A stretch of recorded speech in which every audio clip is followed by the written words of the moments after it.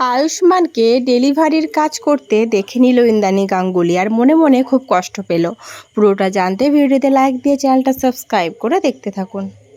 কুসুম সিরিয়ালের আগামী পর্বে আমরা দেখতে পাবো সকালবেলা আয়ুষ্মানকে ডেকে তোলে কুসুম আর বলতে থাকে, আপনি উঠুন, আপনি আজকে সকালে কাজে যাবেন না, তাড়াতাড়ি উঠে পড়ুন। তখন আয়ুষ্মানকে ওঠাতে গিয়ে কুসুম খুব কাছে চলে আসে আয়ুষ্মানের আর দেখে আয়ুষ্মানের ঘাড়ের কাছে কালচে কালচে দাগ। মানে ডেলিভারির কাজ করার সময় যে ব্যাগটা নিয়ে যেতে হয় সে ব্যাগটারই দাগ পড়েছে আয়ুষ্মানের কাঁধে। তখন কুসুম জিজ্ঞেস করে, ছোট সাহেব, তোমার কাঁধে এসব কিসের দাগ, এরকম কালো কালো কিসের দাগ হয়ে গেছে? আর অন্যদিকে আমরা দেখতে পাই শ্যামকে ডেলিভারি করতে গিয়ে আয়ুষ্মান খুব বিপদে পড়ে যায়।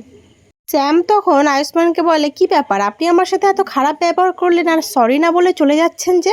আয়ুষ্মান জোর করে সেখান থেকে বেরোতে চাইলে শ্যাম আয়ুষ্মানের টুপিটা খুলে দেয় আর পিছনেই দাঁড়িয়েছিল ইন্দ্রাণী গাঙ্গুলি আর রাজ। আয়ুষ্মানের টুপিটা খুলতেই আয়ুষ্মান পিছনে ঘুরতেই দেখে যে তার মা আর বাবা দাঁড়িয়ে আছে।